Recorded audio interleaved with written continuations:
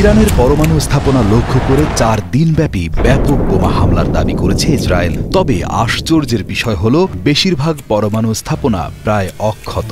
ব্লুমবার্গের satellite বিশ্লেষণে বেরিয়ে এসেছে এই চাঞ্চল্যকর তথ্য। গত 20 জুন ব্লুমবার্গ একটি বিশেষ অনুসন্ধানমূলক প্রতিবেদন ও স্যাটেলাইট ছবি বিশ্লেষণের মাধ্যমে জানায়, ইসরায়েলের টানা 4 দিনের বিমান হামলার পরেও ইরানের গুরুত্বপূর্ণ পরমাণু স্থাপনাগুলোর বেশিরভাগই অক্ষত রয়ে গেছে। বিশেষ করে নাতাঞ্জ ও ইস্পাহান নামের দুটি প্রধান পারমাণবিক কেন্দ্র অতি সামান্য এবং বাহ্যিকভাবে ক্ষতিগ্রস্ত হয়েছে বলে ছবিতে দেখা গেছে। 17 জুন তোলা স্যাটেলাইট চিত্রে নাতাঞ্জ এর বিদ্যুৎ সংযোগ ব্যবস্থার বাইরের কিছু ক্ষতির চিহ্ন মিললেও মূল কেন্দ্রটি নিরাপদ রয়েছে। বিশেষজ্ঞদের মতে এই ক্ষয়ক্ষতি কয়েক মাসেই মেরামত করা সম্ভব। জাতিসংঘের পরমাণু সংস্থা IAEA এর পরিদর্শক রবার্ট কেলি এসব ছবি দেখে বলেছেন, তারা কিছু ক্ষতি করেছে ঠিকই, তবে অনেক কিছুই অক্ষত রয়েছে। বর্তমানের এই পরিস্থিতি প্রমাণ করে ইরানের পারমাণবিক প্রকল্পকে ধ্বংস করতে গেলে সীমিত আকারে হামলা যথেষ্ট নয়।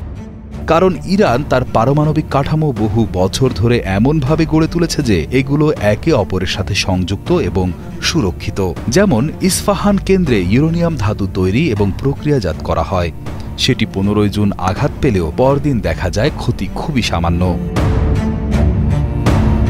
সবচেয়ে উদ্বেগের বিষয় হল ইস্পাহানের 409 কেজি উচ্চমাত্রার ইউরেনিয়াম মজুদের উপর জাতিসংঘের পরমাণু সংস্থা এখন আর নজরদারি করতে পারছে না। কারণ যুদ্ধ শুরু হওয়ার পর থেকে জাতিসংঘ পরিদর্শকদের সেখানে ঢুকতে দেওয়া হয়নি। জাতিসংঘের পরমাণু সংস্থার প্রধান রাফায়েল গ্রোসি বলেন, যুদ্ধ চলাকালীন সব পারমাণবিক কেন্দ্র বন্ধ থাকে, কোনো স্বাভাবিক কার্যক্রম চলে না।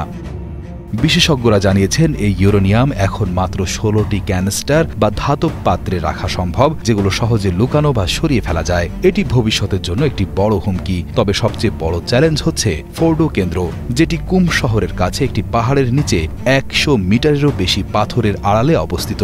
একে ধ্বংস করতে হলে প্রয়োজন GBU-57 বাংকার ব্লাস্টার বোমা, যা আমেরিকার সবচেয়ে শক্তিশালী অস্ত্র। আর ইসরায়েলিদের দুশ্চিন্তার বিষয় হল তাদের কাছে এই ধরনের বোমা বহনের মতো বিমানই নেই। বিশেষজ্ঞরা মনে করেন, এত সুরক্ষিত স্থাপনার বিরুদ্ধে হামলা চালানো এখন এতটাই কঠিন যে প্রেসিডেন্ট ডোনাল্ড ট্রাম্প এখনও ইরানকে আক্রমণ করার বিষয়ে দ্বিধায় আছেন। তিনি জানিয়েছেন, আগামী 2 সপ্তাহের মধ্যে সিদ্ধান্ত নেবেন। আংশিক হামলা ইরানের পারমাণবিক কর্মসূচিতে তেমন কোনো প্রভাব ফেলবে না। একজন বিশেষজ্ঞ দাবি করেন, যে কোনো ধুরন্ধর ডিজাইনার পারমাণবিক স্থাপনায় সবসময় বিকল্প শক্তির উৎস রাখবে। ইরান এই প্রস্তুতি কয়েক দশক আগে থেকেই নিয়ে রেখেছে।